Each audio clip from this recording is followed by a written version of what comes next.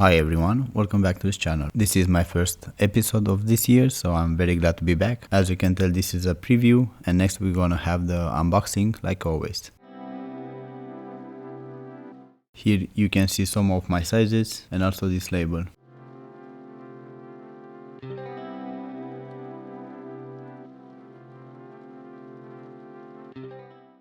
We don't find anything else in the box. In this shot we can see both of them, and we start with the left foot because we want to see if the quality is consistent or not.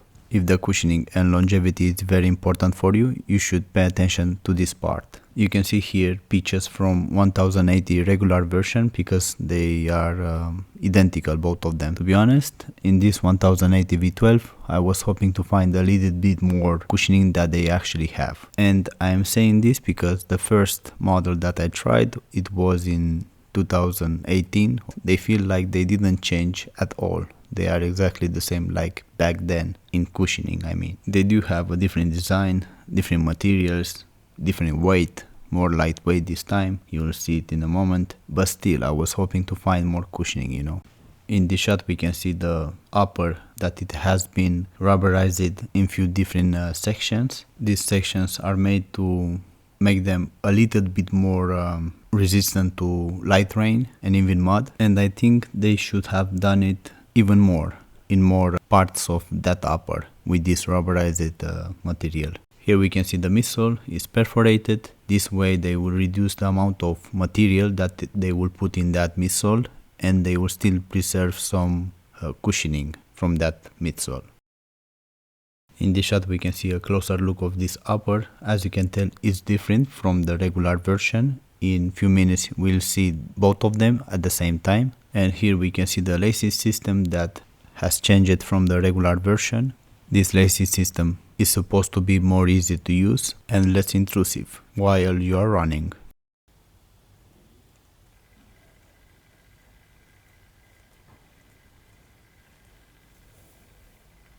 I feel that all that front end, where is that line, they should have been made with this rubberized material, because it's there where you're gonna get splashed for the first time when it's raining outside. So I believe that this is an error from them, not having them this way on the forefoot. Here we can see the sole. They changed the soles all over these years, so now it's less rubber, unfortunately. I don't like it this way, but it is what it is. I know that they want to reduce the weight on them, but this is not the way to do it. I mean, don't sacrifice the longevity of the shoe for the lightweight, you know. Because in the end, we are the clients and we are the ones that we are losing in longevity of this shoe. For them, it's just less materials and more money in the pocket. Here we're gonna hear a audio sample from this sole, but they have inside some bunch of paper, and that you'll hear it in the background.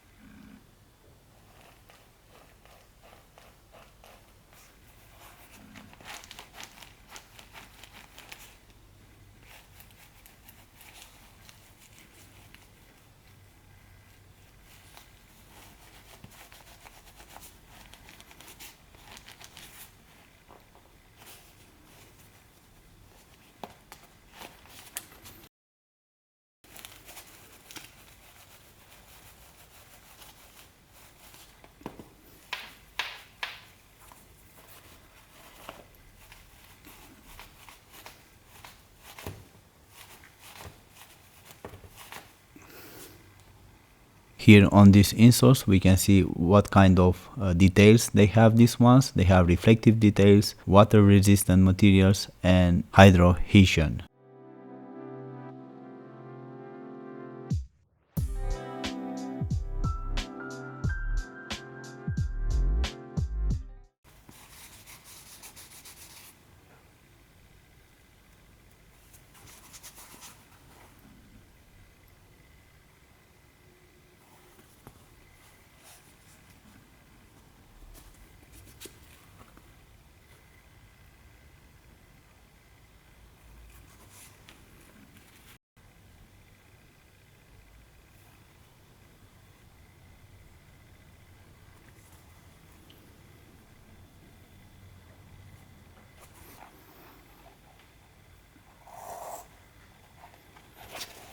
Here we can see the footbed. They have a thin layer of foam which is soft and under is quite stiff. I don't know if it's the glue or different material under that thin layer of foam. As you can tell, inside we're gonna find a gusseted tongue. I like this type of tongue because it stays in one place.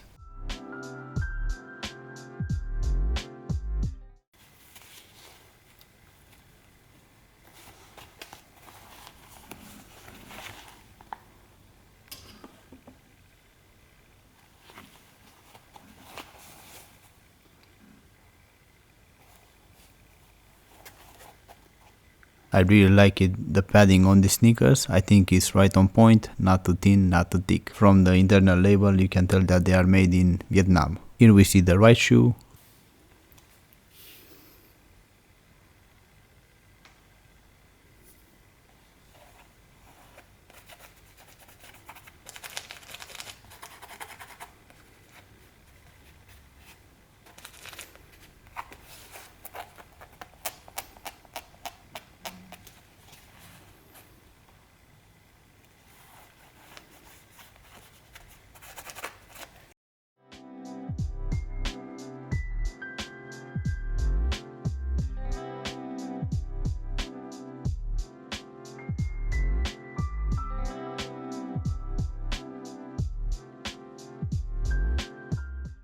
To be honest, I didn't find any issues with both of them. They were okay. No problems with the stitching or the gluing.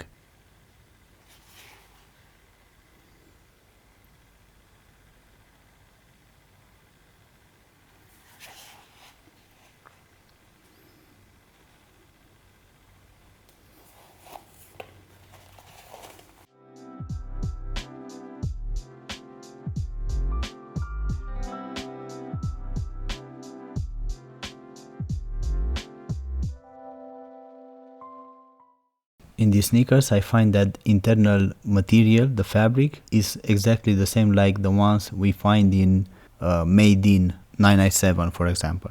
And this material is very resilient, so I wish I could find this kind of material in all the sneakers from New Balance. It is actually that good.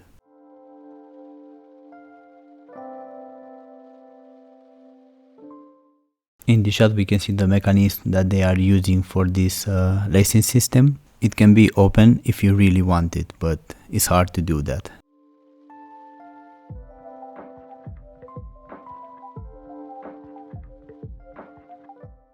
If you know this channel by now, you know I'm gonna measure these insoles and the soles in every episode. This way you can check multiple kind of sneakers and see which ones are true to size and which ones you have to downsize or size up. This particular pair are on the shorter size, but they are still in my correct size and they still have the right comfort for my feet. But I wouldn't go smaller than this for the size of my feet. You will still have to keep in mind that the width also is very important and the arch that you have. So you can have the same size of my feet but with different width and different height of arch, and they can fit different for you because of that.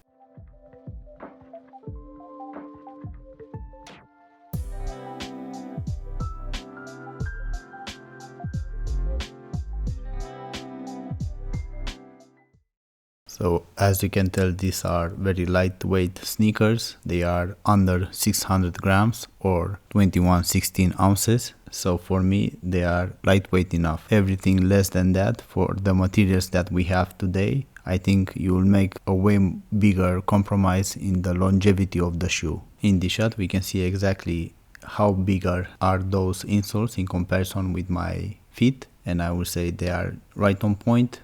I wouldn't go smaller than this.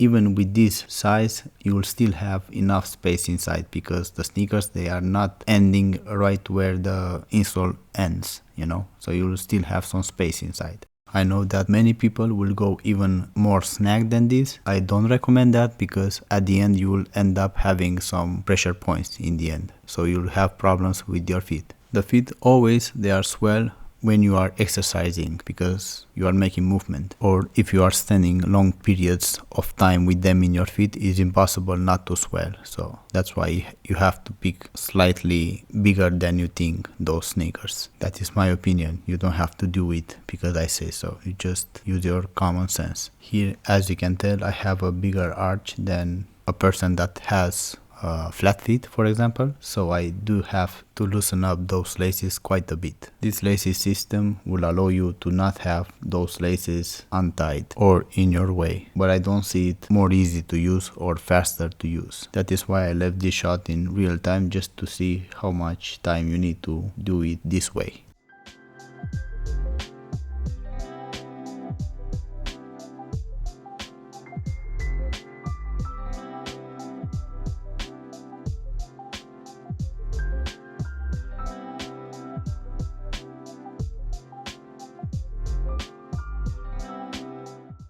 Once you got them in their place, I think they look very neat and I like them this way.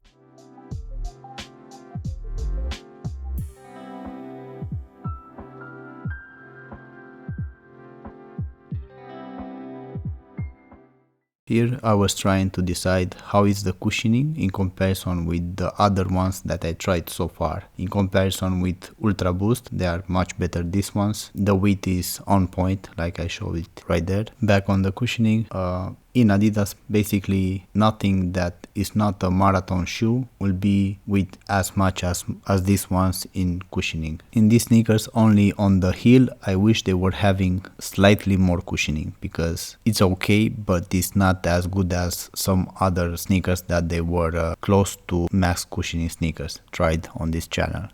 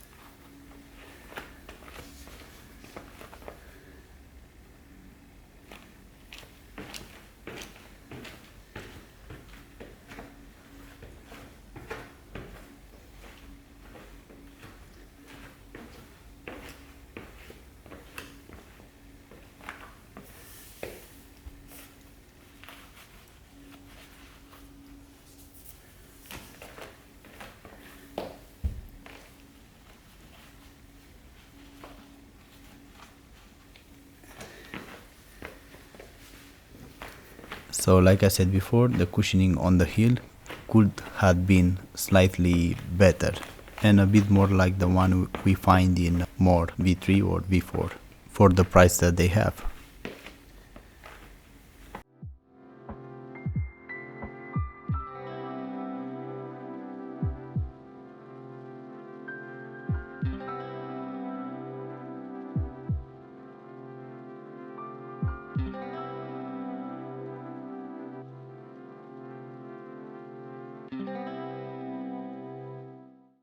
Here we can see both versions. I thought that some of you will find this scene important.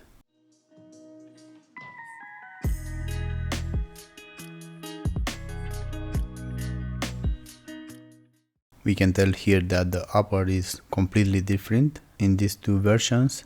About the sole, I think it remains the same. I didn't find any difference in between them. So the sole and the midsole, they are exactly the same in my opinion. At least myself, from my test, I didn't find those differences, if they have.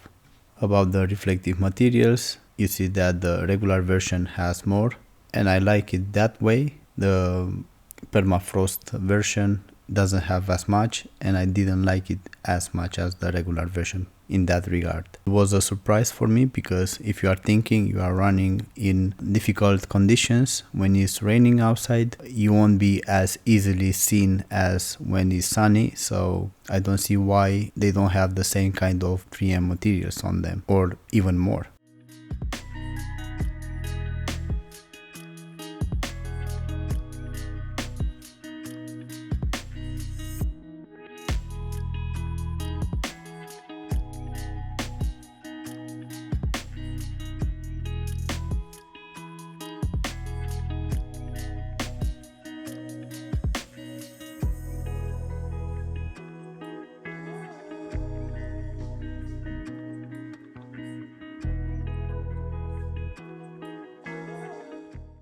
After checking them, like I said, these two versions are exactly the same, the midsole are the same, no difference in between them. Also the softness is exactly the same.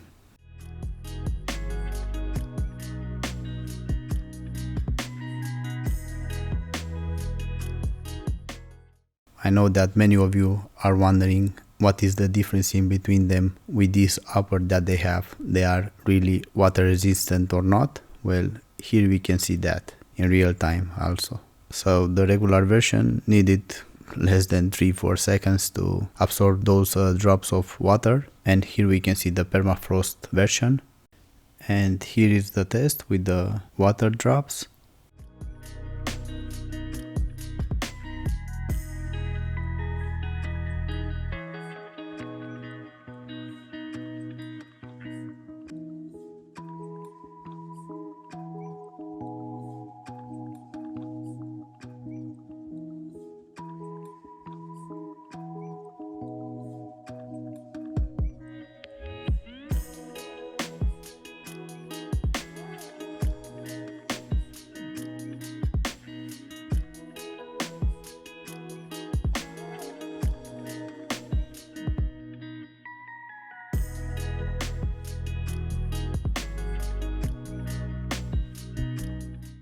As you can tell, that coating actually works. It does repel the water, but it's never that simple.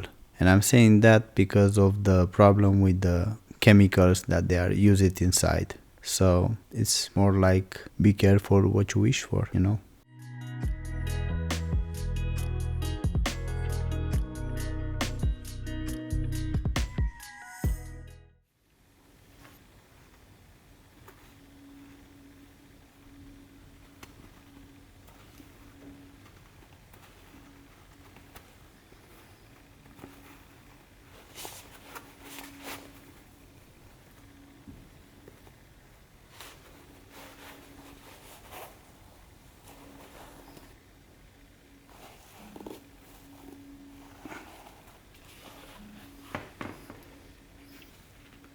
As you can tell, it's quite a difference in between these two uppers. The one from the Permafrost is much more dense and a bit more thicker. Here we can hear the soles. They are exactly the same in my opinion. I didn't find different compounds in them.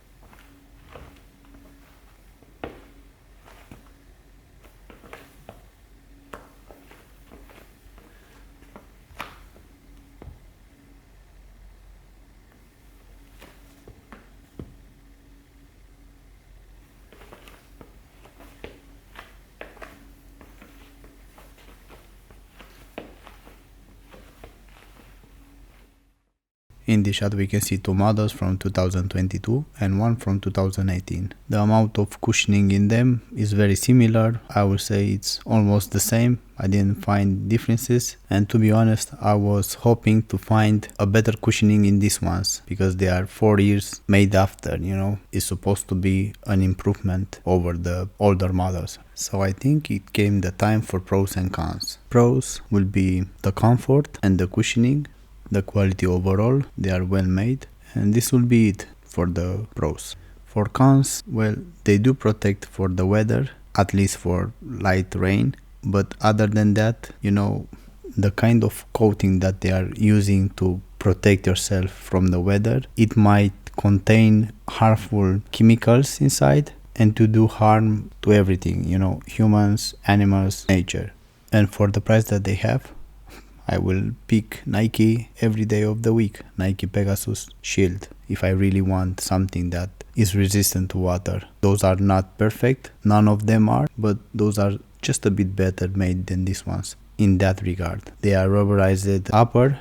It won't let you breathe as well as these ones, but at least they don't have chemicals like these ones. So I don't know, it's up to you obviously, but I wouldn't pick these ones over those. Those have better cushioning than these ones. And we have to remember that it's only coating. It will fade away over time. It will need just few washes and it's gone. So I don't see a reason to pick these ones, you know. The other ones from the Nike, they are made with rubber. Rubber is rubber. Well, it will last how much rubber does, you know. In between this Permafrost and the regular version, I will go with regular version just because I prefer to wash them instead of polluting even more this planet. If you are getting in mud, you won't be protected anyway, so what is the point, you know? If you are still here, thank you very much for watching. See you next time. If you have any questions, please let me know. Don't forget to subscribe because it's very important for me. Have a nice day and take care of you.